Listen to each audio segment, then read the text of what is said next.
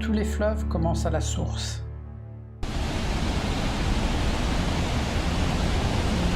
En aval, les rapides.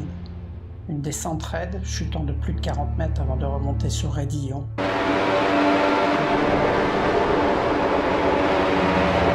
En dessous, eau rouge.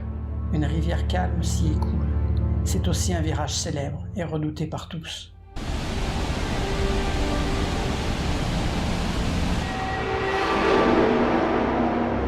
Le circuit a évolué mais pas ce virage. Une capsule temporelle de ce que la course était auparavant. Le conduire, une fois, est intimidant. Le faire tour après tour sans erreur, presque impossible.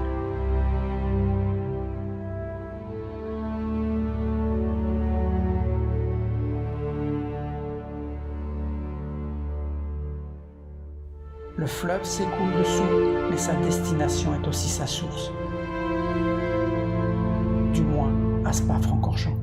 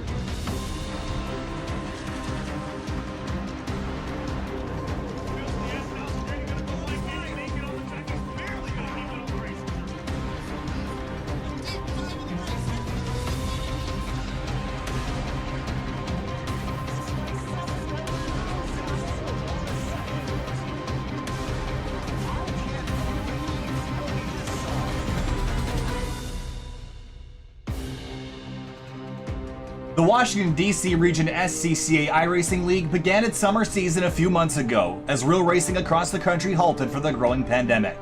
And although things are not yet back to normal, the virtual racing must come to an end to facilitate travel to racetracks as real motors ignite once more across the country. For the last few months, we've visited tracks across this country and the world, and tonight we'll head to one of the most picturesque and recognizable circuits anywhere in the world. The little Belgian town is home to one of the fastest, most dangerous circuits in the world, and it's called Circuit de Spa-Francorchamps.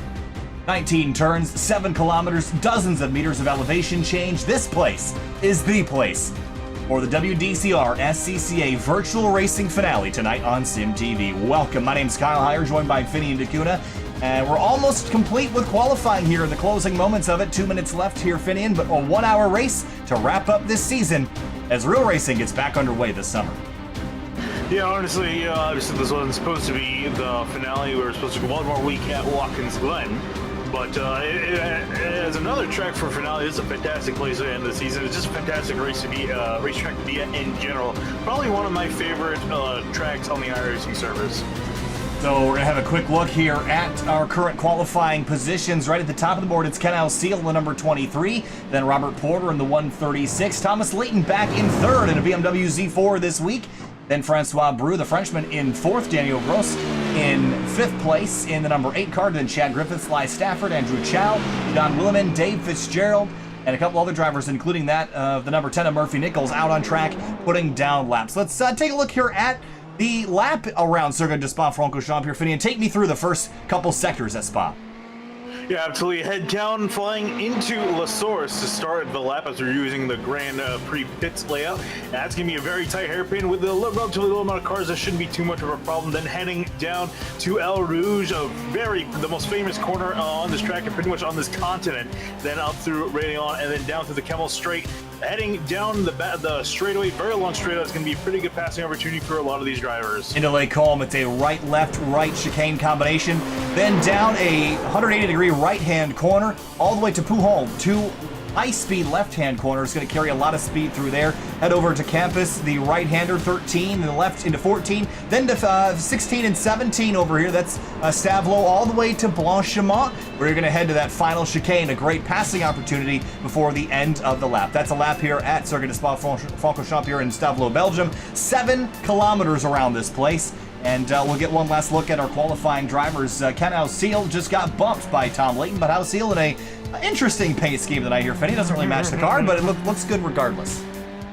Yeah, it shouldn't really be on an actual McLaren, but I'm sure after the run that Ken had at Road America, I'm sure he wants to kind of stay away from the McLaren. So he's going to be in a Ferrari, currently doing fairly well. Only second quick, though, again, trying to chase down Tom Layton, as everyone has been trying to do this season. Well, Tom Layton wasn't even leading the qualifying session here. Just in the last lap, he bumped himself up to a 2:17.5.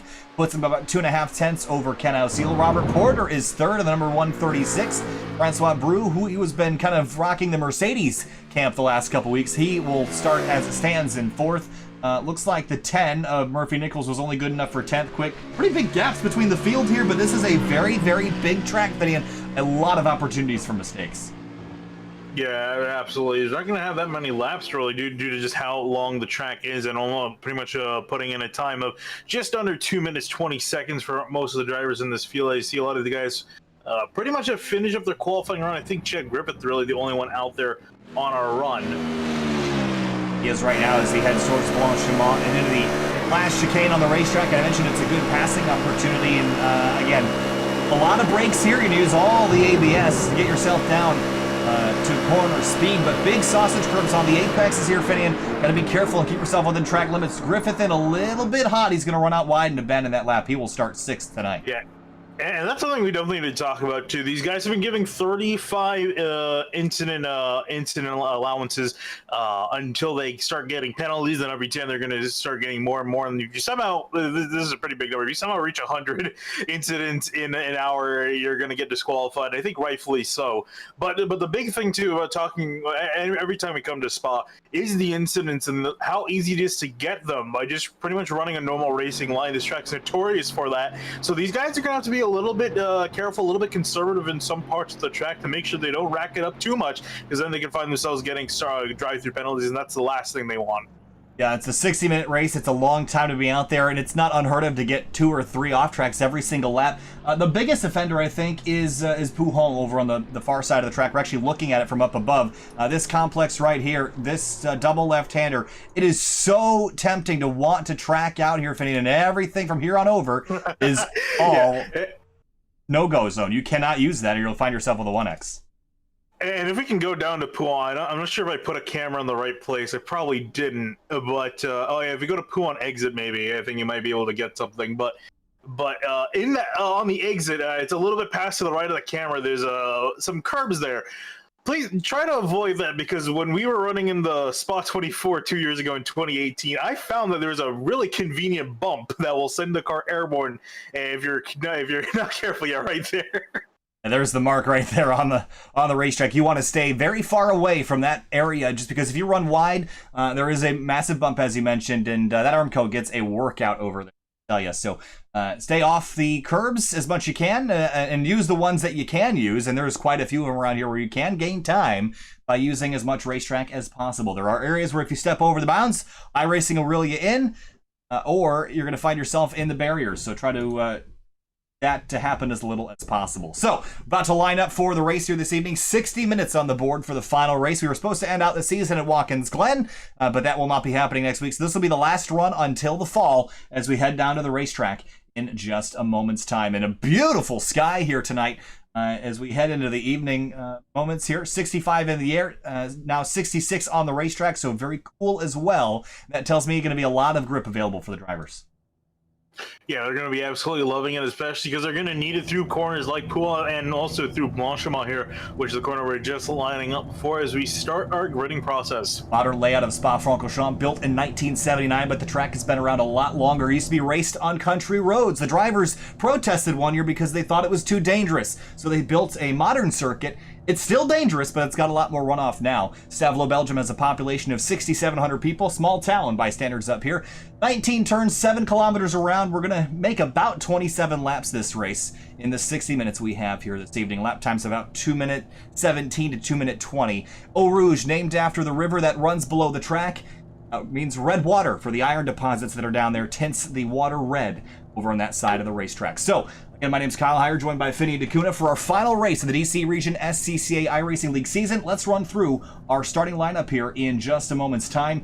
We'll bring them to you on the pole, as we mentioned, Finney. It's going to be that BMW on driver's right. He's been really, really solid. That, again, is Thomas Layton. And he'll be starting alongside Ken Alseal's number 20. Yeah, moving on back to row number 2 is going to be Robert Porter in the 136, and lined next to him, the only Mercedes in the field, Francois Brou, lined up in the 69. Back in row number 3, starting in 5th, be Daniel Gross's number 8, and Chad Griffith in the number 12. Had a pretty solid attempt to run well at COTA. Things didn't quite go his way. He starts in 6th tonight. Yeah, and then we got Slice Stafford lined up in the 19 and 7th place, and I lied, there's another Mercedes in the field. It's Andrew Chow in 8th in the 29. John Williman starts in 9th in the number 4 car, and looks like, trying to see who the car was alongside him here, but we'll let the rest of that scroll on through. Who was next in the 4 car back there? I saw. Oh, that is Murphy Nichols. Murphy Nichols in the number 10. Place. Yes, he's got the gray and white livery, and he had a really, really good week, really fun week, I should say, battling at Circuit of the Americas last time out, so hopefully you'll have just as much fun here tonight as we head down towards the start of the race here. Make note that if you want to watch live timing and scoring, that is available at simtvbroadcasting.com/timing. You can watch everything in real time here. As the sun sets at Spa, going to be heading into the nighttime. The lights are going to come on here shortly, but at the front of the field, it's Thomas Layton in the number 5. Green flag going to fly here. We're racing at Spa-Francorchamps.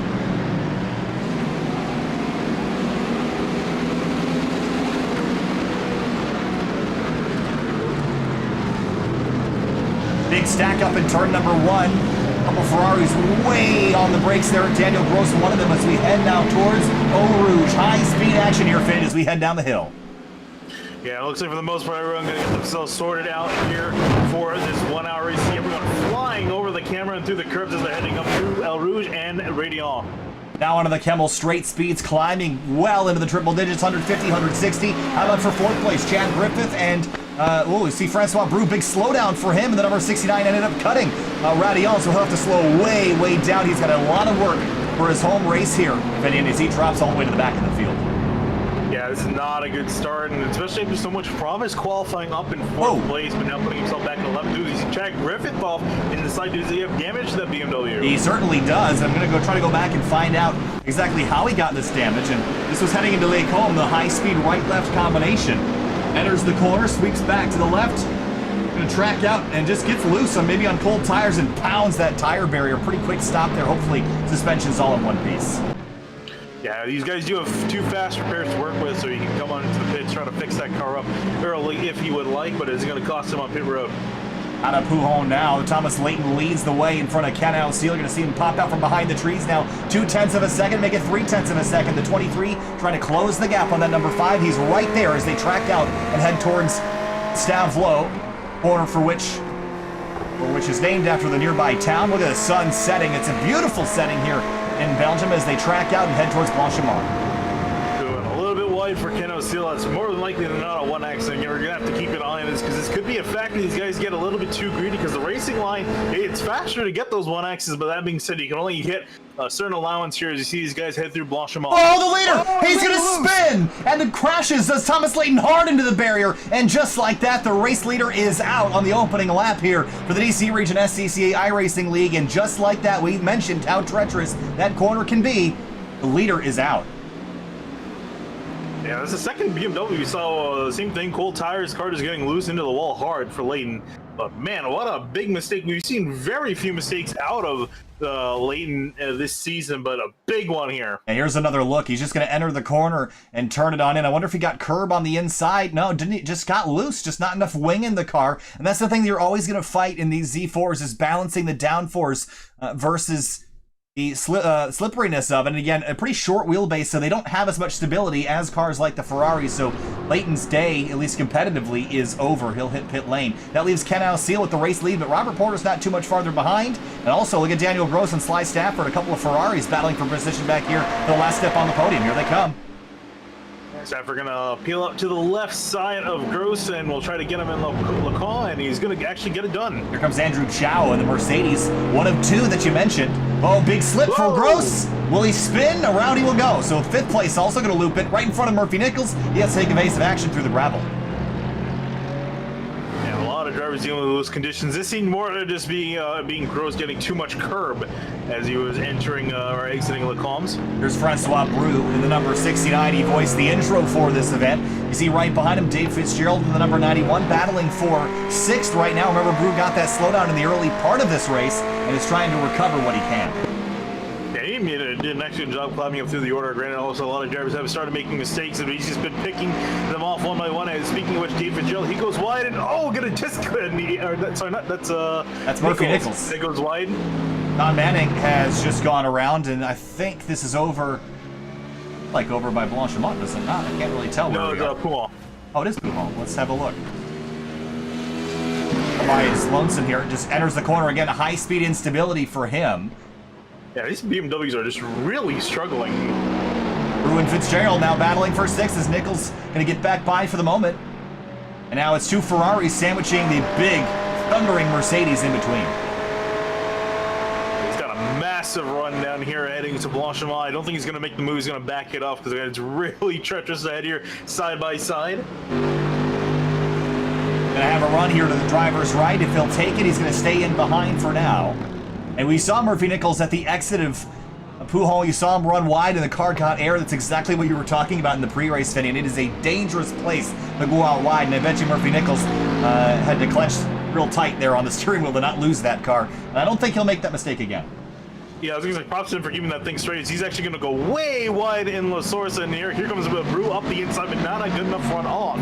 He's going to have to yield the spot again before they head down to Eau Rouge. That's really risky to make a pass through Eau Rouge again. It's possible. I don't really recommend it if they head down the hill. More trouble looks like for Don Manning. I think he's gone around again. Looks like he's just going to hit pit lane this time. Not sure if he's got any more damage as we go back to that battle for 5th place because Brou is going to nose ahead of Murphy Nichols with help from Dave Fitzgerald from behind. Yeah, I don't know. I think Nichols might be letting off. Yeah, I think he might have had a slowdown. He was trying to just bleed that off. So it looks like he's been able to get rid of it. He's just going to tuck in behind Fitzgerald as he also gets on by for 6th. So Thomas Layton is back out on track with the car repaired all the way back in 10th. 37 seconds behind. I wonder, he's only 9 seconds back from Daniel Gross. He might be able to grab some spots before this is over, but it's not going to be as much fun. Up out front, it's still Ken Ausiel by 1.7 seconds, but Robert Porter going to be keeping him honest here, not too much farther back. Yeah, he was only a 10th and a little over a 10th off of Ausiel's time last lap through, so definitely within the range of keeping pace with Ausiel. He's not exactly losing him, but he should try to maybe go just a little bit faster than him. But again, Goldsters could be struggling to get some heat in the tires here as the race has just begun. So we'll see here as the run goes on if the BMW start to come alive. And note that Robert Porter, 2 full laps have been completed, and actually he hasn't even recorded a best lap yet, so he has at least 2 incidents at the minimum. As John Willeman in the number 4 BMW's got Daniel Gross behind, a little bit wide for the 4, and Gross trying to recover. And Gross is a 5th or 4th place car, but with the spin, put him all the way back in 9th. He has a lot of work to do to climb back through the field, but he's on par to do just that.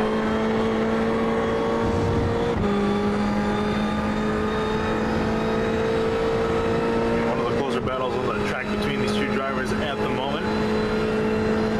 Dave Fitzgerald's had an issue in the number 91, and I think this is at Blanchimont as well. I think he might have gotten away. There's some fairly significant left side damage to this car.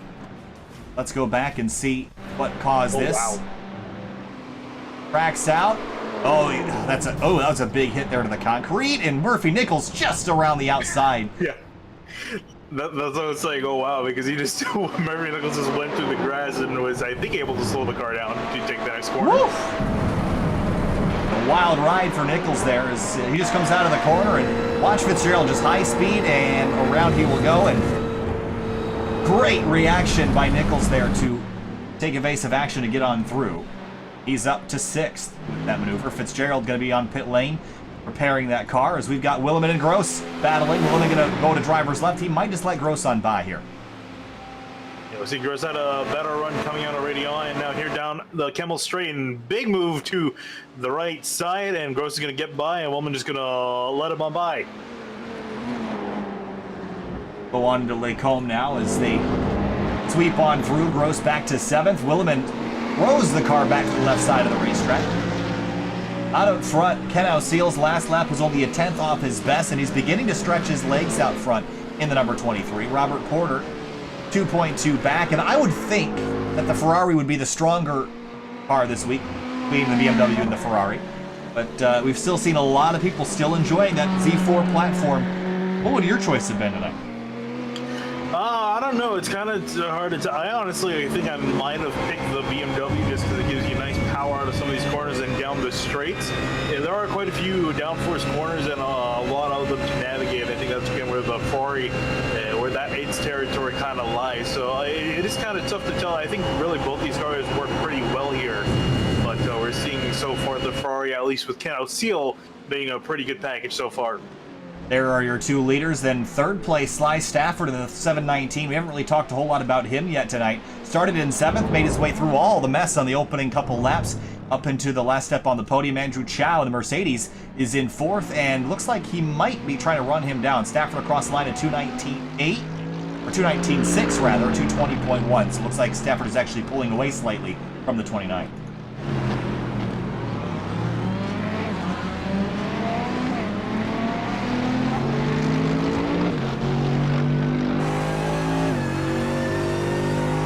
Starting to get a little bit spread out now, especially with the amount of incidents we had. Starting to look back at Leighton. He's already made up 3 seconds back to Willman in 8th place. Leighton, we expect to see start to see him try to climb up through the order after he repaired his BMW. Well, let me just tell you, he just ran the fastest lap on the racetrack by 1/10 of a second. It's not going to get him back to Ken O'Seal, but running 4 seconds better than Williman, a full second better than Daniel Gross. He's going to catch some of these cars before this is over. Only 5 laps into approximately 27-lap race, so a long way still to go, and Leighton can still recover something out of this night, even if it's not a race win. And you never know what could happen to the leaders, because we've seen a lot of our front runners make mistakes. Very possible that Ken O'Seal could do the same. Yeah, you might think, wet the tires, getting warm, getting some heat into them, that everything's going to be fine. These guys are going to have enough grip to work with. They're not. You can spin out at pretty much any point if you take the corner the wrong way, especially in the Ferrari. So you got to be very careful. I imagine Ken will be pretty careful, but you never know. We saw things at Suzuka get pretty hectic. I don't see why they can't get hectic here. There's the Stavlo corner. We're going to see Ken O'Seal pop out of here in just a second. A 2.5-second differential between him and Robert Porter. And there's a part of the racetrack on the right side of your screen that is really inviting to run out wide over because you can carry so much speed. You see Ken O'Seal almost do it there. Look at the 136 of Porter. And that's such a dangerous spot. Not because it's dangerous. It's actually one of the safer places to run wide, but you can gain a lot of speed by dropping out on the exit of that corner, and you'll get yourself pickled. Yeah, I also just saw that Dave set back to the pit. Wonder if he's just had an issue. Like he has. Here's a look.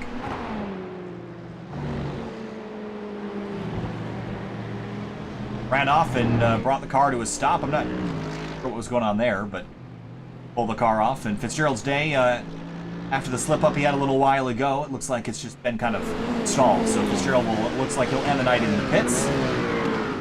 Talk a little bit about strategy. Can you save fuel at a track like this with the high average speed? Oh. So a little bit of an update for Dave Fitzgerald. Apparently his wheel died. Oh, well that'll do it. That'll make you retire.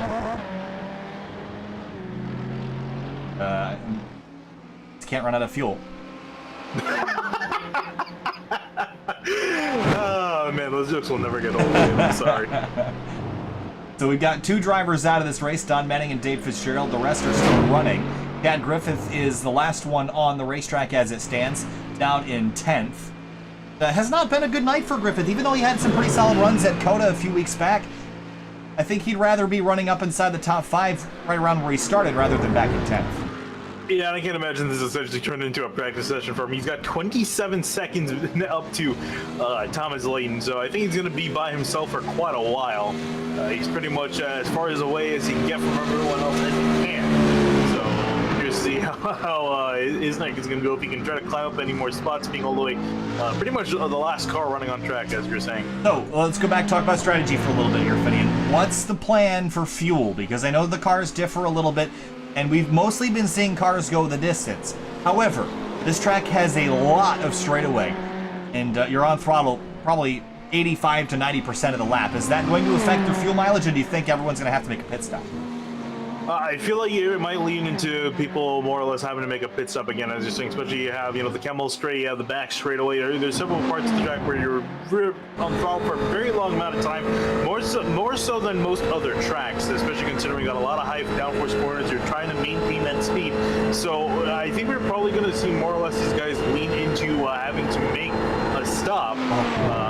We could also be seeing guys maybe trying to save here by just running a little bit slower. It'll be kind of curious to see, but I am thinking we might see some more pit stops this race than usual. Watching the replay here of Ken Ausiel, watch as he goes off into the corner. I heard the tires screaming for grip. Look at the angle that this car has, the slip angle that it's rolling through that corner, Vinny, and he is on the edge of control and very close to having a disaster out there. I would not call this race over by any stretch. Let's go back to 8th place because John Williman has Thomas Layton hunting him down. This is for position.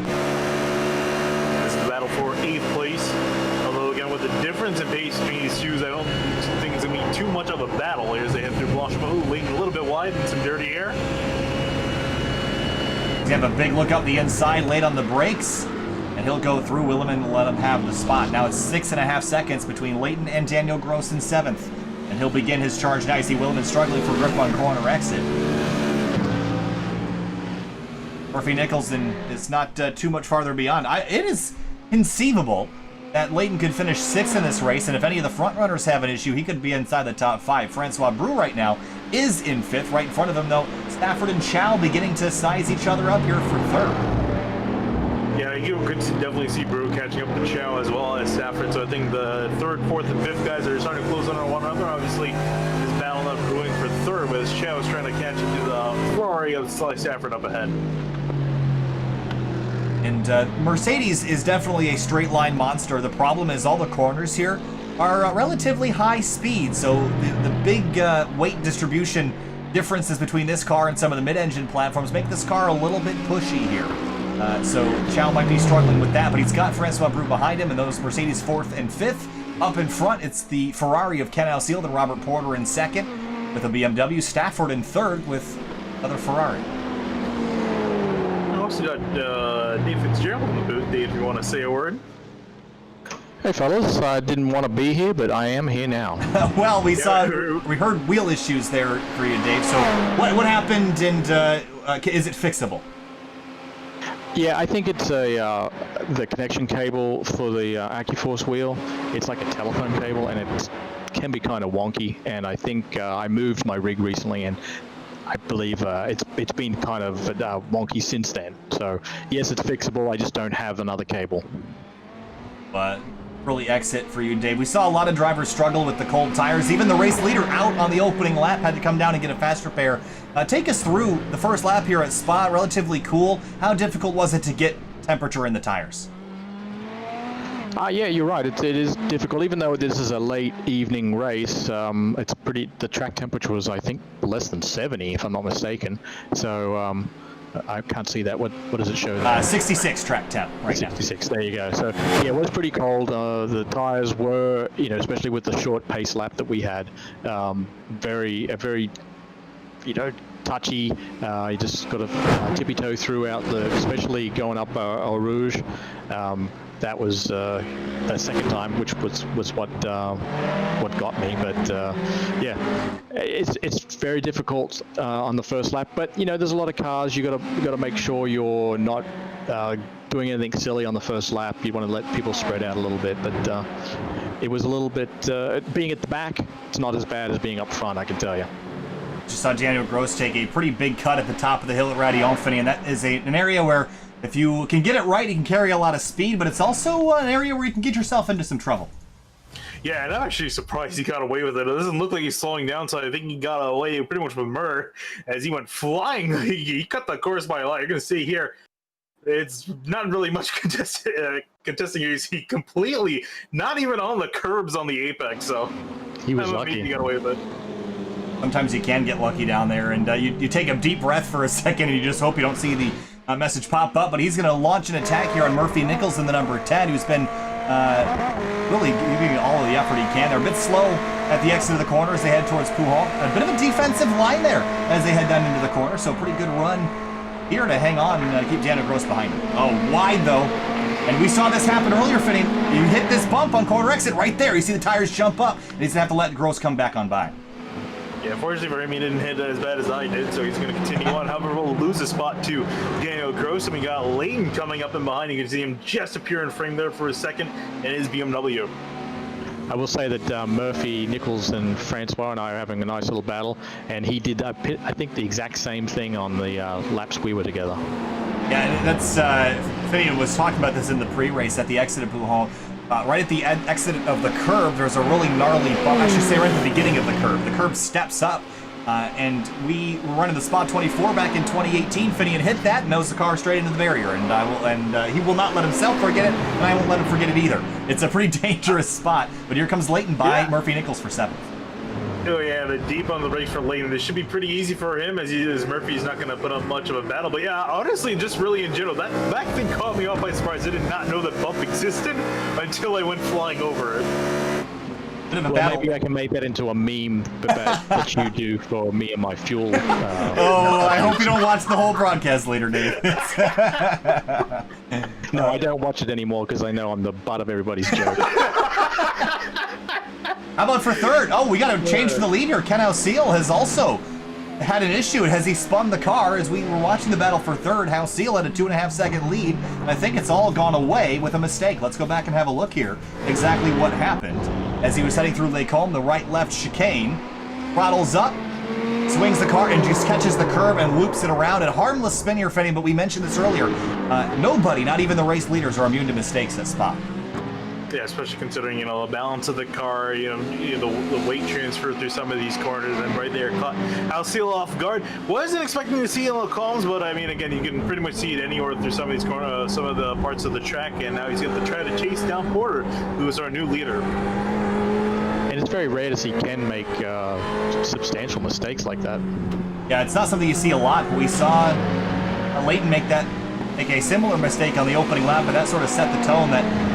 And even if you're a veteran at this, it's going to be a difficult night. So he's back to 2nd, but we're going to have a pretty scrapping fight for the lead here shortly. Porter, I don't think is quite as fast as Halseal, so he should be able to track him back down. The question is through Blanchimont. This is where you try to gather as much speed as you can. Wide goes Porter, and that's a very slippery spot, as Dave, I'm sure you're aware. Not well. Yeah, it especially gets worse too as you're following someone, because again, you're counting on all the downforce of this car to carry you on through. If you are in behind someone, and especially pretty close, you're going to lose a lot of the downforce that helps you, and you got to definitely account for it, otherwise you're going to go spinning off the track. De La Source now for the 10th time, closing in on the halfway point of this race in about 8 minutes. Porter and Halseal continue to battle for the race lead as they head down towards Eau Rouge now. Another high-speed section, but I think this part of the racetrack, I don't think this is even the most difficult area. It's just the one that's got the most mystique around it. Big cut there for Halseal as they crested the hill, but looks like he'll keep it on course and in the legal bounds. And now 4/10 back, he'll use all this slipstream. And the Ferrari is a pretty slippery car. BMW is a little bit stubbier looking, but it's got a lot of torque for those slow-speed corner exits. Yeah, actually looking at the time that he's closing in, Halseal did not really make up much ground, if any ground, on the BMW, so, but we'll gain a lot through the corners there. You saw him close up almost 2/10 through the Lacombes alone. Yeah, we were talking about this during qualifying, and they were saying that the BMW was slightly faster than the Ferrari in a straight line, but again, when it comes to the corners, they pulled right back up. Germans built pretty good rocket ships. It's, the BMW and the Mercedes sort of known for their straight line speed. Speaking of which, Leighton in his rocket ship is trying to get past Daniel Gross. He's up to the 8 car for 6th place.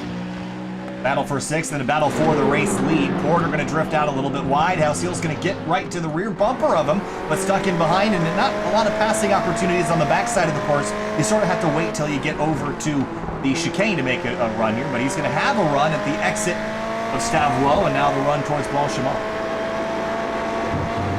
Well, I think Tom can take it easy, as I've pointed out to our league that he's got such a big lead in the championship that he could basically skip tonight's race and he'd still be the champion. And it's all down to Ken and Francois for 2nd and 3rd. Ken's looking pretty good right now as he continues to work over the leader, but Daniel Gross has his mirrors full. He's going to run out way wide under the curb.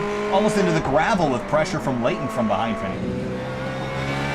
Yeah, this is going to be, I think, where that BMW starts to come alive. As they come out of Stavlo, now they're running down to Blanchimont. This is going to be the BMW's ground where he can start to really make him see the run. He's already starting to get on that Ferrari.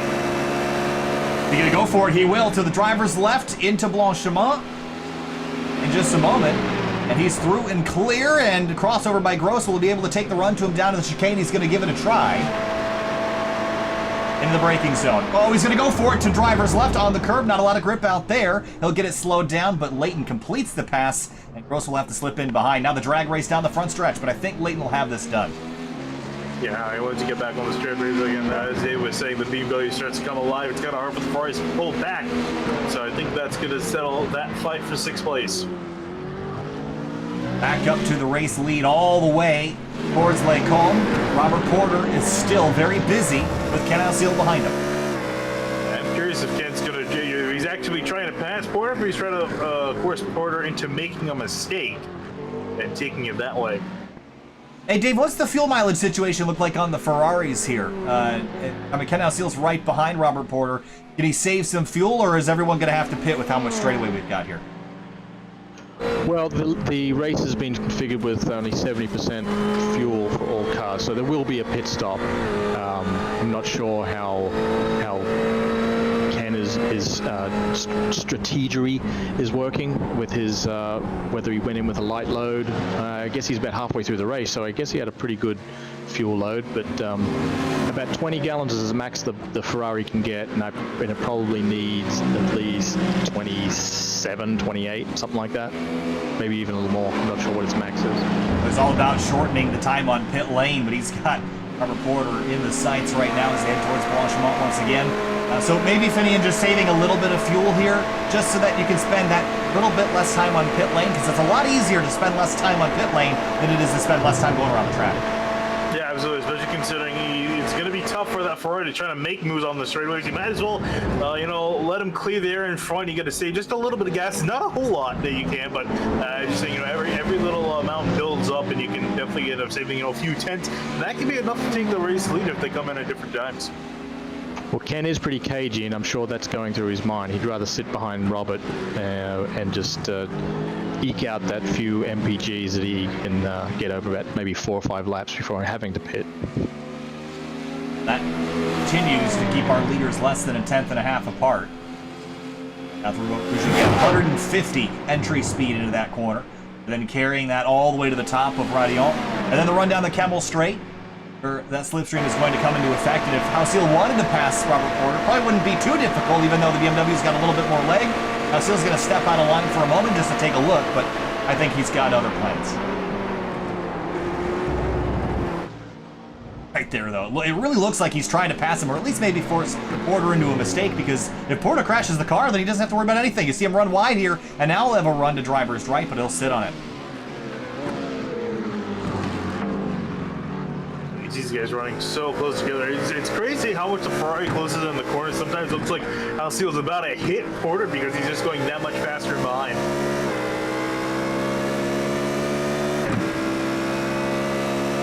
Such a high-speed section, down a gear or two. Hop out from behind the trees and head to a right-left section called Campus. Really shows the differences between the GT3 cars, where their strengths and weaknesses are. Again, we've talked about how good the Ferrari is in the corners, but it's so visible on a track like this how much time he's gaining. Murphy Nichols has had an issue in the number 10. That's the thing in Les Combes, it looks like. You're right. Here's a look. It's been a little bit hot, just overcooked it, got the left sides in the grass and looped it, and just nosed into the barrier. Shouldn't be any damage, if at all, but they'll get back rolling with a little bit of track position loss. Back up to 4th place, Andrew Chow and Francois Brou, the 2 AMG drivers tonight, the 29 and the 69. Yeah, I've been watching Andrew Chow for a few laps now. I'm surprised he hasn't closed up to Stafford. He's been maintaining that gap. He actually lost a little bit of time, I think, on this lap. Now as Brou starting to mount pressure in his Mercedes. If we could go back to Murphy Nichols real quick, he was posting that he just got his license today, so that makes me feel really old. Yeah, I think he just got his permit, I think. But that license, you say license or permit? I think probably permit, which is even worse. Yeah, so he's out driving on the road. But, you know, this is something that I always talk about when we talk about driving in general is I drove in a sim long before we got out on the streets. It was just sort of a confidence thing. It helped me kind of figure out, you know, just kind of connect the dots in terms of inputs and how things look and feel. And I think it helped me be a better driver. I'm not sure about you, Dave or Finian, but I can't speak to track experience just yet. But I can tell you on the road it's made me more alert, and I think I learned how to drive stick in the sim. Like, for real. I've never stalled a manual transmission car, and I learned how to do it in this. So I think that was kind of a neat little factoid. Yeah, that's impressive. I was racing before I was sim racing, so it's probably did quite the opposite for me. I'm worse. Well, I think you can pick up some bad habits, I think, which if you come from the real racing world and bring, you know, then you start exploiting the sim using the things that you know from the real world. I think there's maybe stuff that you want to unlearn. I know Tom O'Gorman's had to unlearn some things after sim racing for so long, but I do think there's some things that transfer the other way as well, Finn. Yeah, it is crazy. Yeah, I'm pretty much in the same boat as you. I started sim racing before I started actually driving a car, and definitely did help out quite a bit, especially compared to most people. As you see Ken O'Seal mounting a lot of pressure. It almost looks like he is trying to pass him. I'm not sure if it's just him driving aggressively, but it just seems like the way he's taking some of these corners, like right there, that he's trying to get past Porter. Halfway point in this race, 30 minutes to go. And a great battle for the lead as Murphy Nichols hits pit lane for his pit stop. And he'll be good to the end on fuel from here, I'd imagine. That leaves everybody else left to pit, except for Thomas Layton, who's already come in. But he pit on the opening lap, so he'll have to come back down again. Yeah, I can't imagine he's been saving gas either. I'm curious to see when we see O'Seal and Porter come by, if they'll come in, you know, now, considering it's halfway. Nope, they're going to stay out again, do an absolute great run through the final chicane. Going to barely get side by side with Porter, but Porter going to get it. It's that German grunt. And they build that German horsepower. Yeah, again, the AMG and the BMW, they sound great, they look great, and they're very, very fast, but they're also not necessarily the lightest on their feet through the corner sequences. And that's what I love about GT racing in general, is the amount of differences you can have within the same set of rules, very tight rule set, in fact. We've seen this season that sort of the Ferrari and the BMW, kind of the preferred cars, but Francois Brou has been running the Mercedes since the start of the season, and he's made it work. He's gotten a couple podiums and has been very competitive. Yeah, and I don't think there's necessarily really an award for it, but if we were to look at the most loyal driver to, I guess, their manufacturer, that'd definitely be Francois Brou, and because he's been in that Mercedes the entire time. I think same thing with Sly Stafford. I feel, oh no, Sly I think did go to the BMW for one round. I know Ken's driven a couple different cars throughout the season, including the McLaren back at Road America. Wasn't there for that round, but I heard it was sort of a mess as they head down the hill towards Buholsom lap traffic. That's Murphy Nichols. As the leaders approach, see the headlights flashing on these cars. I think that was off of O'Seal's car as a distraction maybe to the leader. Yeah, I'm not sure if he was trying to distract Porter, if he was trying to signal up to Nichols up ahead as he goes, as Nichols goes wide in long, but O'Seal running in behind. And Ken's gonna flash it again, trying to alert Nichols. Just a distraction for the race leader as well to look back. Whoa, that was really tight there as they swing back to left. O'Seal, a big slide, sort of out of control there. And I think, yeah, distraction, it might be just as distracting for O'Seal to be following this 136 as it is to be out front. Target fixation, very easy to be focused on the car ahead and not your turn-in point. See O'Seal run wide there as well there, Dave. Yeah, it's very difficult when you're that close to somebody to not follow their tracks. I mean, Ken's had enough experience to do that, but you get caught up in the moment very easily. Cracking out of Blanchimont now the high-speed section, 150 plus miles an hour. 27 minutes to go. Porter, O'Seal, Stafford, Brou, and Shaw the top five. Then Layton, Gross, Williman, and Griffith see the 23 hit pit lane. And Robert Porter stays out on the racetrack. Finny, what do you think about that strategy call? Yeah, I think perfectly to come on down pretty much at halfway, a little bit over it. So O'Seal gonna try to take as little gas as possible. See what Porter's gonna do. I might imagine he's going to try to answer the call here pretty quickly. Stafford and Brew, third and fourth. They've kind of found each other on the racetrack, Ferrari versus Mercedes, and right behind Andrew Chow in the 29. So it's going to be a three-way fight for a podium spot here not too long from now. Andrew's livery is disturbing. That's fried chicken. Looks pretty good to me. Yeah, it makes me hungry, but it is disturbing to look at. Well, we have the helmet on. Who's got the helmet? It's usually one of the Dina boys, isn't it? Yeah, but they're not. They're not here. Big slide. No, Nichols is going to spin as we got the Camry on him, or the Camry, the camera. No Camrys out here, but he's going to loop it around. I think this is in Lake Home. Isn't this where he lost control before, Finian? Yeah, this is almost pretty much the exact same way too. And we saw the hands jump around on this car and enters the corner a bit too hot. Exactly the same. Almost looks like a carbon copy. Looped it around and got back rolling. No damage, but drops back to 10th. Meanwhile, for second, Brew has gotten by Stafford. Back quickly and see how this took place. On the Campbell Straight, just took that AMG grunt right around the Ferrari. Got the pass done by the time they got to Lake Home. Yeah, that was well done where he slid right back in behind him, not losing much time at all. Stafford did a nice job, and he's had a really good race so far, still sitting in a spot for a podium. However, once the pit stop cycle out, I think that's going to put Ken Alcil back out in front or very close to the front of this race. It'll bump Stafford off the podium and put Francois Brew in that spot. And Brew has finished third a handful of times, including one of the races a couple weeks ago at COTA, so I think the 69 is probably my pick, Finian, to be that last driver on the podium. Yeah, he's done it time and time again, just for not making any mistakes. That being said, we did see one big one on lap one. Didn't damage the car, but again, just ran, took a little bit too much curb. Had to slow down on the Campbell Straight, had to give up a lot of track position, but now currently running up in second. See if Robert Porter has hit pit lane. Looks like he's going to skip it there, Dave. He goes by. Yeah, I was just going to mention that, yeah, I was, Francois was back near where I was about 10th or 11th after the first lap, and he just didn't take much time at all to power on by me. Bly Stafford's going to hit pit lane in the number 719. I like this call here, Finney. You got past. You might as well go on into the pits and try to undercut the driver that just got by you. Yeah, really, these guys are only going to be taking fuel. I can't imagine they're going to be taking up tires, because that takes quite a while to change tires on these GT3 cars. What's the tire wear been like? I know, obviously, these cars are on the newer tire model here, David. Has that changed the handling over the course of these longer races, or is that negligible to the point where you're not going to worry about getting tires on a pit stop? No, I think for this type of racing, the 60 minutes, I think that's very doable. You know, I think you could probably even go longer, you know, a second fuel.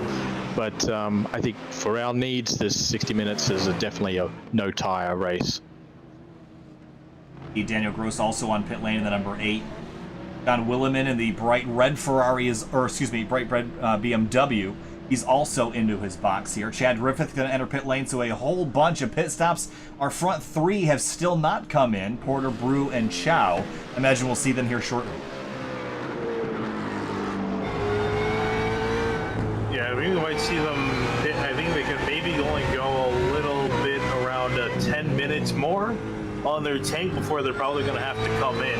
So they got a bit sooner rather than later. And the big question is really, where is Porter, depending on how much fuel he's going to take, where is he going to get spat out in comparison to Ken Alcil? You also have to wonder about the incident situation here. How many drivers have been exploiting the track limits? And you sort of want to budget them because you have some to play with. So, you know, I think it's okay to run wide if you're comfortable with the amount of instance you have left to kind of use. It's like a non-renewable resource.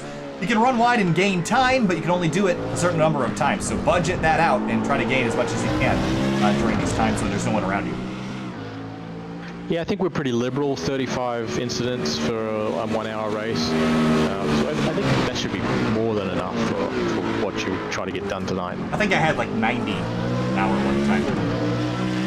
Well, then you must be very a bad driver. I was going to say, again, talking about Spa, so speaking of that 24-hour race we ran back in 2018, Kyle lost his A license. He's still never gotten it back. Yeah, I just didn't, there's nothing to really race at the A level that I really care about, so once I lost it, I said, yeah, whatever.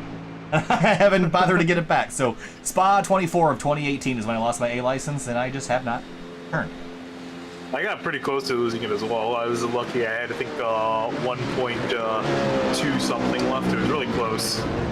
Again, it challenges you here because there are some tracks where running wide is easy, like at COTA. I don't think running wide at COTA gains you time. At a track like Spa, I think it does gain you time. So it's a delicate balance of how you attack this racetrack. Porter really struggling here as he heads down the hill to keep that car tucked to the apex. Last time by a 2:19.2. That's not a full 0.7 of a second off his best time. I would expect to see him hit pit lane here not too long from now. That being said, he was actually still faster than Ken O'Seal last lap through. He ran a 2:19.3. So he is still faster than Ken. Again, it's really just a question of how much fuel is he going to have to add. Because again, they have, if I'm not mistaken, these cars have different fuel tank sizes. I think it varies pretty widely depending on the car's consumption rate. Yeah. So, depending on how much fuel they're going to add, how quickly they can add it, we'll have to see if that's going to play a factor for these guys. I think Francois Brou forgot to hitch on the oil tanker, the 55-gallon drums behind the car that this thing needs, probably. I think it burns like 85 gallons a minute or something like that. No. This thing... Yeah, it's like an airplane. Yeah, this car sounds like the Earth itself just crumbling apart when every time it goes by. It's such a cool-sounding car. But it comes at a price. All that torque and power. It's a pretty heavy beast, and it is also not exactly the most aerodynamic thing ever. It also consumes a whole lot of fuel, so it is definitely not the Toyota Prius of the bunch. But Francois has been out for 17 laps, and I'd expect him to be here shortly.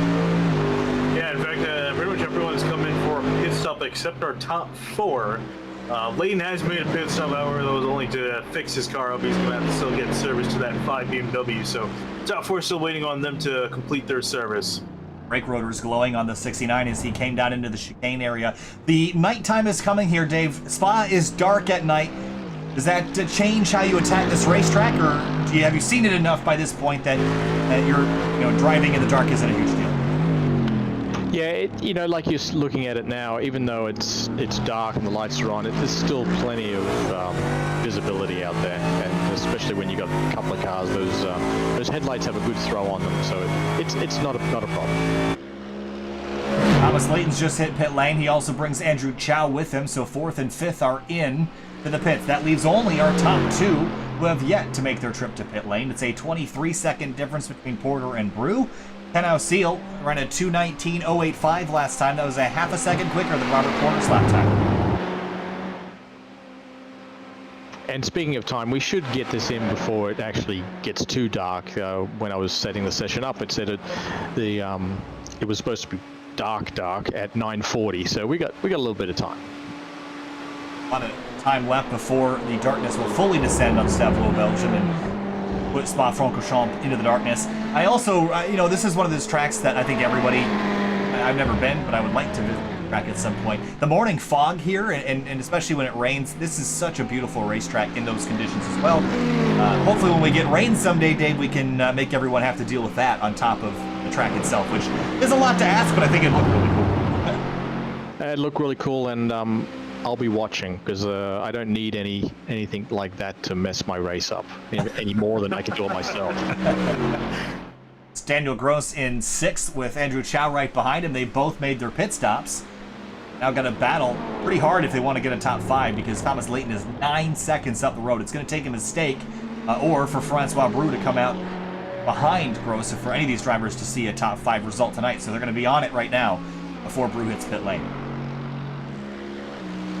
Well, but speaking of which, Robert Porter, he's made his trip down on a pit lane.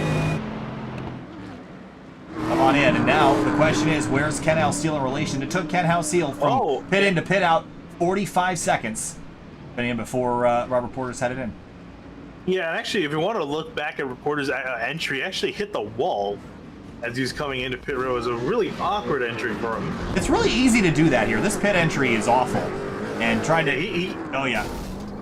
Granted, he did not take the... He kind of cut the entry a bit, so that made it only worse for him. But these guys got fast repairs to fix their car up, so it shouldn't be too much of a problem. Is he out of fuel? Was he out of gas? Yeah, he's out of fuel. Didn't make it to his box, so there goes a chance for a win for the race leader. Just not enough. And you see Francois Brou, he's going to make it into his box as Ken O'Seal goes on by. So a big mistake by Robert Porter. just went a little bit too long, and that could have been, think back to when he was out front leading all those laps, Finney, and all the air that he was pushing out of the way. Pretty inefficient drive there by Robert Porter will put him back. I mean, he tried to stretch it a bit too far. Even Brew and the Mercedes managed to make it work, so he'll come out right behind Porter, and they'll be both battling for second now. Or third, because here comes Stafford. Yeah, he's not going to quite get there. He's actually going to run wide out of Lasource, but has a chance to catch up to these two as they're just getting back up to speed. The pit exit here is pretty hairy too. I mean, it just pops you right out on the straight. And on the inside of the next corner, which is Eau Rouge, so a pretty sketchy corner. But Ken Alseal managed to put 24 seconds between him and Robert Porter. And the difference in their pit times, 44 seconds for Ken Alseal, a minute and 4 seconds spent on pit lane for Robert Porter. So that extra 15 seconds was pretty crucial. But there was some other time that we didn't account for somewhere, because Alseal's lead still would have been on the order of 8 to 9 seconds. Do you think he had to induce a tow in the pit lane? Because you can't get pushed, someone will just go right through you. Sure, I think he might have been able to coast to it, but it cost him a lot of time. He coasted to it very, very slowly, so he was able to get it. It was looking like the delta in the pits was more around 20 seconds, but it still doesn't account for another 4 seconds there. And that might have actually been him slowing down coming into the pits, because I think he might have realized that he was going to run out of gas. Might have been running the last lap before he came in, just a little bit easier to try to limp back home. Well, his last recorded lap time was a 2:28, and I know he had to do a little bit of pit entry for that, but the start-finish line is not that far down that pit lane, so don't know. But anyway, battle for sixth. Gross and Chow continue their fight. Thomas Layton is 4.6 up the road, but I'm going to keep my eye on second place because Porter and Brew are not that far apart, 1 second. Brew's got a Mercedes with a whole lot of torque, and he's almost fully in the slipstream here. To work with on the BMW, so as you're saying, exactly, that battle not over yet, far from over yet. Especially if Porter makes a mistake, Bruce gonna be back in the fight.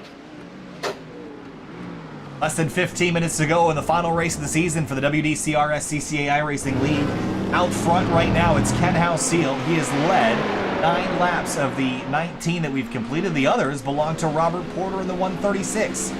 But a mistake on pit lane, or at least on the racetrack, strategically has put him way back 25 seconds from the leader. I think Robert is actually joining us from overseas. I believe he's in Turkey. He's either some sort of engineer working for some sort of power plant in Turkey or Greece. I'm not sure. So he's got a bit of a time zone issue too. So maybe he's just tired. That could be. That's a long way away from home to be doing this, but good on him for the commitment to show up here tonight. Does have Brew right behind him, 1.3 back. Then it's another second and a 10th back to Sly Stafford. Then Gross and Chow for 6th. Big jump over the apex curb at Radion. Yeah, and I was just checking for Porter. If he's in Greece, it's 4 a.m. there right now. Oh my goodness. Yeah, I'm not sure if that's the end of his shift or before his shift. We were talking a couple months ago at that Curd Derby about it. Quite the commit. Running second still, it would still be a great night for him. Or morning. Yes, or morning. 13 and a half minutes to go here from Spa. Thomas Layton all the way back up inside the top 5. And what a drive by him tonight. Didn't have to do this, didn't have to even show up, but here he is, even after the first lap crash, back up inside the top 5. Aperture is he has it's a bit of a long shot, but might have a shot of getting up into third, even second place. And he's quick enough and navigate through the guys up ahead of him. He's got to deal with Sly Stafford first, who's been closing in quite a bit, about 2 seconds a lap. Got pretty good pace. I could see that being possible. 4th place easily possible. It's going up to Brew. That might be the challenge.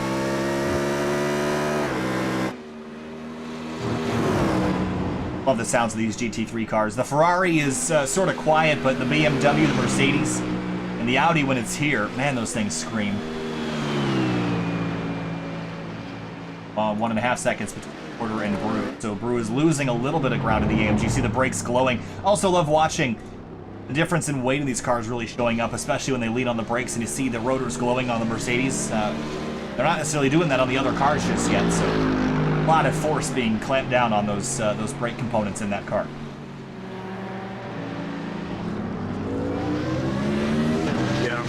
Brew doesn't seem like he's quite catching up to Ford. It seems to be a little bit more of the opposite. He's slowly drifting back from the 136. As we look at Stafford, as Leighton's closing out on him. Heading down to Eau Rouge now, 145, 150 entry speed. Daniel Gross seemed like he had a pretty slow moment. I'm not sure if that was just heading through La Source or not. I was just seeing the speed differential for a moment. I just ran wide and almost came to a stop for number 1. But we'll head back up to 4th because here comes Leighton with a run on Stafford for 4th. And curious how much Stafford's going to fight it here. He's going to try to keep Leighton to his outside. Now he's going to switch back. Leighton with the advantage. Now it's going to go back into Stafford's favor as we go back right. Lacombe right, left, right. 2 corners to Stafford's advantage, but he still can't hold on. Leighton goes through into 4th. And now it's a 5.5 second gap between him and Francois Brou. He has to gain basically a second and a half a lap to get there. He's got 11 minutes left. Run him down. He's pretty much been gaining that much on Brou. He's been gaining at least a second a lap since Brou finally came back out of the pits. So I think Leighton has a chance of getting back up to Brou here. Get his head down. What a recovery for Leighton after spinning out, coming from.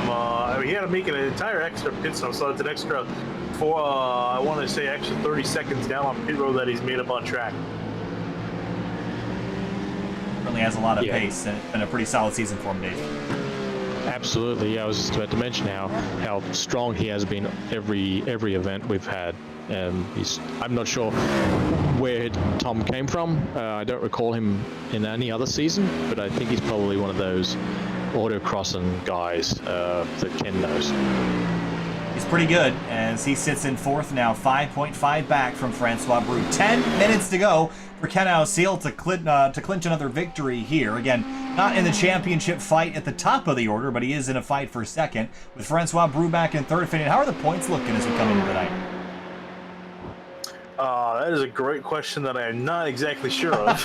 Well, we'll get you to check in on that here in just a moment. But Francois Brou, again, as he tries to run down Robert Porter, that gap has fluctuated, but it still continues to grow between himself and point 2 now. Leighton and Stafford, theirs is also growing now. Leighton pulling away from the Ferrari behind him. And he's gained a half a second on the 3rd place Mercedes, so Leighton is coming.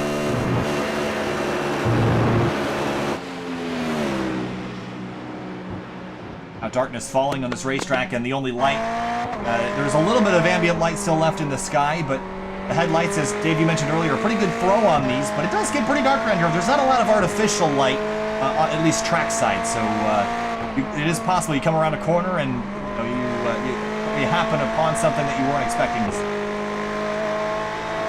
Yeah, unfortunately, there is no artificial lighting, as you mentioned, so it could be a little bit of a challenge, but they've had the last 50 minutes of visibility, so they can handle 10 minutes of braille driving.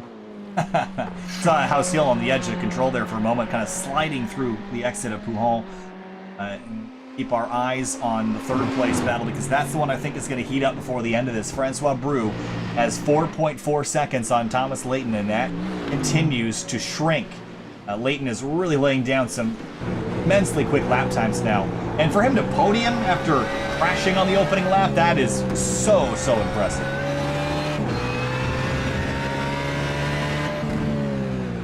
The lap traffic right ahead of him, that's Murphy Nichols in the number 10, who started off with a pretty promising night, but a couple incidents, a couple spins has put him off the beaten path just slightly. He's back in at the tail end of the top 10 tonight. Yeah, when I had my first off on my wheel, pooped itself, and then I'm shooting across the track right in front of him, and he was about maybe a second behind me, so he just missed out on me collecting him. And we got a great shot of that as he swept to the right to miss the spinning car and did a good job, and now sits back in 10th after a few more spins this evening. Leighton now 4 seconds back from Brou. He has closed a ton. That time was a 1.1 second gain. He's going to have about 3 laps to go next time by Finny. Yeah, now looking at the points, so Bruce sitting second place in the points, Ken O'Seal back in third. Now O'Seal 6 points back from Brew, but with the race win, should easily be able to take that, and O'Seal should be sitting in second place come the end of the standings. Obviously, too big of a gap to catch back up to Leighton. That's not surprised by Leighton again. Still, but trying even with the cushion that he's got, not needing to show up this race, he wants to finish up as high as he can. Still putting some really solid time down on Brew. With this win, that would put him in position to grab that second spot. And a little bit surprising me that he wasn't second coming into the night, but I think he's also missed a couple races, had a few unfortunate races here and there, but he's also been pretty good and has gotten a couple of victories, and tonight would add to that total. Francois back in third. He's had a good night. It's looking to be another podium if he can hang on in front of Thomas Leighton, but Leighton is still coming. Although he did lose a little bit of time behind Murphy Nichols, so 4.2, that gap grew just a touch. I'm really excited for Francois to do so well. He's really stuck with it. He's put in he's hit every practice. He's hit every race, I believe. So he deserves this third place finish in the championship. Sort of a home race as well. Francois French, and not too far away from country of France, nearby Stavlo, Belgium's French speaking. Thanks to Francois again for narrating the intro for this race here this evening. So thanks again to Francois for that. Originally done for the Lorenzo Sports Car Challenge back on Wednesday a few months ago. Reduce, reuse, recycle, that's what we do here at SimTV, so we got to use that again. Yeah, why not? In last 3 more laps, he'll have the podium finish here tonight. Leighton unable to close this time through. 4.2 still the gap. He's getting a little bit, I don't want to say desperate, but he's tracking out slightly farther, trying to use every little bit of racetrack that he can to try to gain as much time as possible. Halcyon leads by 26 seconds. Sorry to cut you off there for him, but with 3 laps to go, see what Leighton can do. Yeah, I was going to say with Leighton, I was watching the last lap or two. Yeah, he's been starting to kind of just throw track limits to the wind. Pretty much has been dumping a wheel off here and there. And I think they were talking about, saving it as a resource. And I think he's kind of saving it up here for the end. So now he can really try to start pushing. He was colored by quite a bit, I think, by Nichols. As Leighton and Brew ran pretty similar lap times last time through. There's Sly Stafford back in 5th, and then Nichols following. Down a lap down in 10th. Francois Brew's running down Robert Porter here, guys, a second. He's gained a second and a half the last couple of laps. And he's now back within draft range. Can he run him down here, Finney? Do you think he's got the juice left in that AMG? He'll catch that Z4. Yeah, I think he might. I'm kind of surprised that Porter is not been able to break away. He was breaking away from Brew. I think there's a mistake cost that for him to drop back here. I'm trying to see if he's actually starting to bring that back out again this lap. So far, it seems like he is starting to stretch that back out by a few tenths here and there. Into Pooh now with 4 minutes left on the clock. Porter, Brew, Leighton, 2nd, 3rd, and 4th. But Halcyon leads all the way on the other side of the racetrack through the trees here at Spa-Francorchamps by 26 seconds. He lies out front here, Dave, and it's been a dominant showing ever since the mistake by the race leader heading into the pit stop sequence. That was Robert Porter. Yeah, and Ken's not one to let something like that go. He's going to take advantage of it. He's a real crafty guy, and I think you've seen him in other series, and you've seen him in this series for a number of years, and he hardly puts a foot wrong, and he's very smart and calm about his racing. He did put a foot wrong earlier. That's how he originally lost the lead, but ever since then, he's buttoned down and gone for it. Put himself in a great position. 2 laps to go here at Spa. 3 minutes and 19 left on the clock. Brew and Leighton, 3 seconds now separating them, Finian, but I'm not sure Leighton's going to get there. Or if he does get there, it's going to be the very last lap coming into the last sector.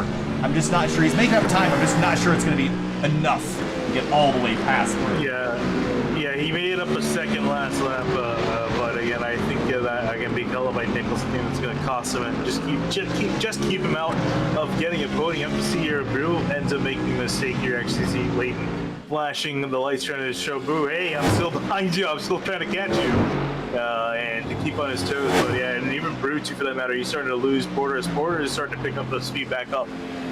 Now, all Brew has to do is really not make any major mistakes, and that'll put him in a really good spot. It's hard to not make a mistake here at this racetrack because of the speeds you're carrying, the darkness, the traffic, if you're going to run through some lappers. And also, the lights flashing in the mirror are definitely a distraction. And or just an annoyance. I mean, sometimes it's not directly distracting to you, but you just look at the mirror and go, "Really, dude?" That's kind of the reaction I always have. But Leighton is certainly doing it as a strategy, and it might be working. 2 seconds now. He's gained about 9/10 since the start of the lap, so he picked up a little bit. I'm not sure we can call it over just yet. The best thing you can do with that light flashing or anybody in your tail is just ignore it, because it really does affect your racing, and I'm sort of all for that almost every time. Campus now, they're going to see Brute already come on through. Jump up to, let's check in on our battle back behind for 8th. Chad Griffith earlier in the race made a mistake, dropped all the way down to 8th, but John Willeman in the 4, too much farther back. Willeman was a little slower last time by. 9th, 2 more Z4s. White flag is out for the race leader. Ken Houseal comes across the start-finish line, 7 kilometers between him and a checkered flag. Porter back in second, a long ways back, but for third, this is the one that we're all watching as they head into the bus stop chicane. Right there in the middle of your screen, that's Brew, and right there is Thomas Leighton. 1.7 seconds. He's got to make that up in a lap and make a pass. Yeah, it's going to be pretty tough to do. We'll see if he can get it done here. What flag for these drivers this time by? The braking zone now. You see the headlights continuing to flash here for Francois Brew. 1.5 seconds, not quite within drafting range. That would have been a crucial area to have draft your Finian. To be able to draft up to Brew into Lake Holm would be a huge advantage. Yeah, I think this is going to be one of those situations where, you know, too little too late. If you had maybe another lap or two, you would have been able to catch and pass Brew, but unfortunately it might be just quite out there. Here's these 1.3 seconds back. He's going to be closing, and I don't want to say anything until we come across the start-finish line, but Leighton is really putting in the effort. Through Lake Holm.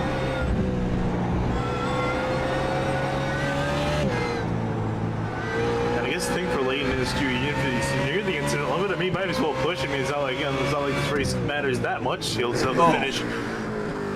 Francois Brew got into the corner a little bit hot, ran wide. I don't think he tucked it down to the apex as tight as he wanted to, and he lost some ground. 1 second, he runs wide, and that's going to give up a whole bunch of time here to Leighton. So, as they come into Pujol for the final time, the gap is 1 second between Francois Brew and Thomas Leighton. We'll see if the pole sitter can track him down after his big crash on the opening lap and put him way to the back of the field. He had to run to pit lane, get a brand new car. Now he's flashing the lights, desperately trying to get Brew's attention off of the road and onto the mirror. Yeah, Brew actually had a pretty good run through Pujol. I think Leighton only gained really a few hundredths of a second. So here they come now, actually, as our leader is coming back to the start-finish straight. Ken Houseal will lock in a second place in the championship and another race victory this season. The season finale of the DC Region SCCA iRacing League goes to Ken Houseal. And in another zip code behind him, second place Robert Porter. All he has to do is navigate the Blanchimont section in the final chicane. For Francois Brew, he's got to get through this section perfectly because right behind him is Thomas Leighton using every little bit of racetrack into the braking zone now for the final time. Way late on the brakes. He's going to sail and drill the back of Francois Brew. He turns him around and Leighton goes through, gets back on track and takes third place away. A dramatic finish, and Leighton absolutely obliterates the Mercedes in the closing moments and comes across the line in third. And Brew will have to settle for fourth. I don't think that's going to stand scrutiny. That was a bit egregious. Yeah. That was and from Brew a long... not a happy camper with that. Yeah, I can imagine. I mean, it's one thing to make the mistake. It's the second mistake to continue and not give the spot back. And again, this was from a long ways back. Here's a look. And the race ends in drama. Just drove in too deep. And I think if he had just stopped and let Brew kind of gather it back up and go forward, I don't think I'd have an issue with this. But to carry on the position, I think that was a mistake on Leighton's part. Yeah, I'm kind of surprised that he did, because you saw in Suzuka that when Leighton and Houseal made contact, they gave up time for each other to let the battle continue. So I don't know. Cars gathering at the exit of La Source. We'll have a quick look at our race results before we cut to break for just a moment. Unofficial results, as always. Ken Alseal out of Pennsylvania, the race winner here in the season finale. Robert Porter.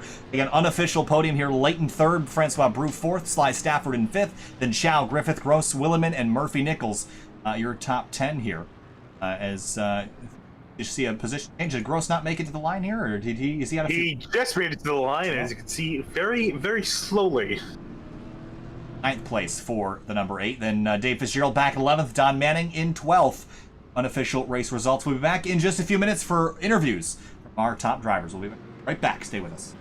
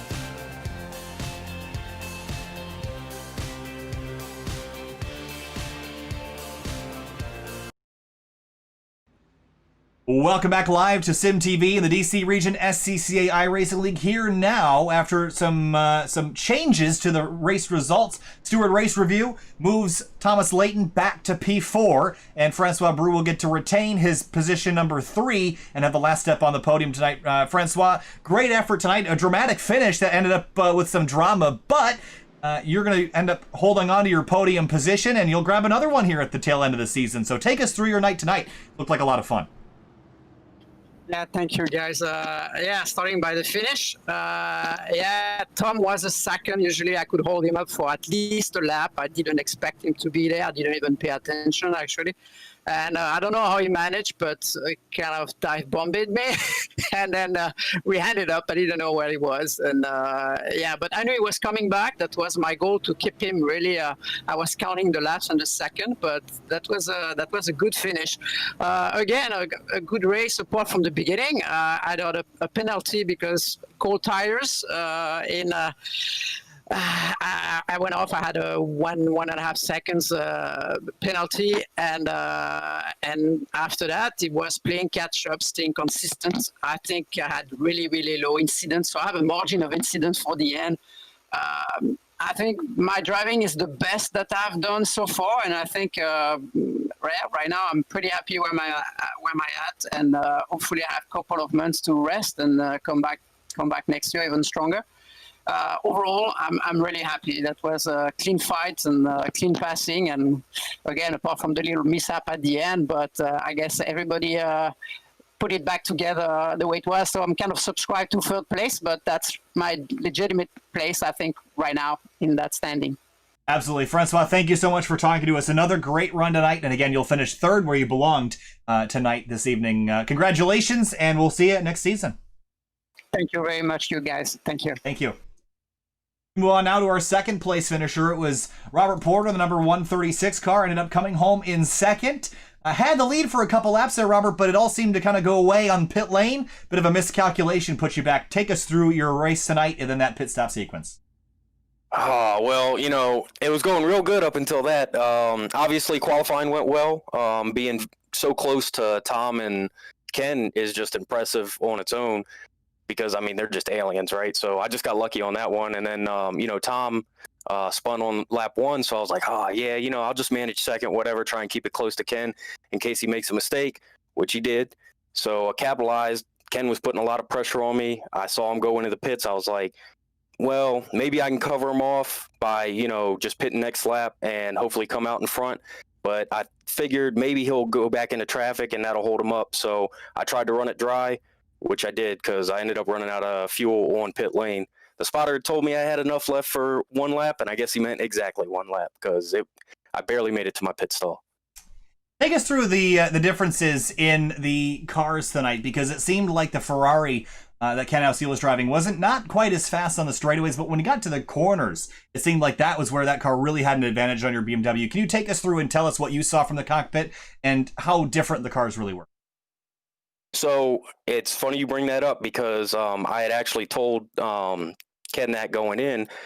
Last week, the VRS Sprint Series was running Spa, so I'd ran it, and I normally prefer the Ferrari because it handles better, but it just didn't have the straight line speed to make a pass. Basically what Ken was feeling behind me is what I felt behind everyone else. I could really get up on him as soon as we got off the straights, but it just didn't have the straight line speed, even with the draft, to make a pass. So I tried running the Z4, got a setup that was good enough. It handled okay, but obviously not as well as the Ferrari. So I know Ken was frustrated sitting behind me all that time, but I knew when it came to the straights, unless I really screwed it up, he wasn't going to be able to get by me. Well, Robert, the setup was good tonight, and so was the driver. Second place, really, really strong end of the season, and hopefully we'll see you around again. Thanks so much for talking. Yep, see you guys next season. Thanks for everything you do. All right, thanks a lot. We move on now to Ken Alcil, who ended up winning this race tonight. I know he's got an RX-8 he's got to put back together, Ken, but tonight you got a Ferrari that hopefully doesn't need to be put back together. A bit of a spin earlier in the race. You kind of relinquished the lead, but got it back with a pit strategy call that where Robert kind of had an issue. Ran away 27 seconds ahead, and you'll come home second to the championship. Take us through this race and summarize the season for us. Oh, man. Thanks to everybody for showing up, and thanks to you guys, and thanks for everybody watching along at home. That was a good season. I'm pretty sure Thomas wrapped up the championship a week ago or 2 weeks ago or something, but so congrats to him. But yeah, the race was interesting. So Tom spun on the first lap. I almost followed him off. I was opening the wheel to not crash, and it was like, oh, well, I guess I'm also dodging Tom at the same time. So that was unfortunate, but Robert and I had a great battle. I was pushing really hard to try to make a small gap on him, and then just caught the curb weird, and I did the same thing slightly earlier and had a big slide, but this time just sort of stopped. And then, man, the BMW has some legs. It's going to be really tough to pass. Went into the pits probably a little too early because went and threw the fuel in, and then it was like half a second a lap slower, so it was like, oh man, this strategy is not going to work, and Robert ran out of gas in the pit lane, so it is what it is. But it was a great battle until then. And again, take us through again the whole season. You mentioned how good of a season it was, but you tried a bunch of different cars this season. Which one do you think you walked out as your favorite after kind of getting a little trial run of each one? Man, I think I prefer the BMW the most. It's just the way it drives is fantastic. But they're all pretty good. I mean, the balance of performance is pretty reasonable now that iRacing nerfed the 488, so it's actually competitive with everything else instead of just driving away. So yeah, I mean, it's kind of personal preference, but I like the BMW.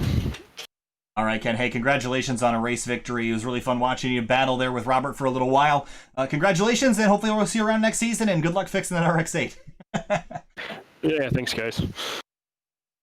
That's going to do it. Right, I'm just correcting iRacing's 10-year-old graphics here. So about that as we finish up another season here, the DC SCCA. Been a really fun season yet again. Different cars this time. GT3 is a lot faster than what we normally run, but your thoughts on this season as we close things out here at Spa? Yeah, no, it's been pretty fun. It's unfortunate we didn't get some more drivers to show up, but the guys that did, they put on some fantastic racing, considering it's only been 12, 13, 14 drivers on the track. These guys have really kept it entertaining. Somehow, some way or the other, just duking out, whether it's for the lead or some just great battles on the midfield. Looking forward to what we got coming up on SimTV the next couple of weeks. I think it's kind of a weird time in our schedule, from my understanding. We've got a couple new series that are kind of lingering and a couple ones that are returning. Tomorrow night is going to be Outsider Racing League from Martinsville, their second race in their 5-race chase. That'll be the Paperclip in Martinsville, Virginia at 10 p.m. tomorrow. Then Sunday, we're going to have the Weekend Warriors head to Circuit Zolder. Monday, we're off. Tuesday, the Fuel Premier Series will restart their 2020 B season. It'll be at Daytona. Wednesday, the Spec MX-5 Sim Racing Challenge tackles Sonoma, California. Thursday, the Scars Porsche Super Cup heads to Zandvoort.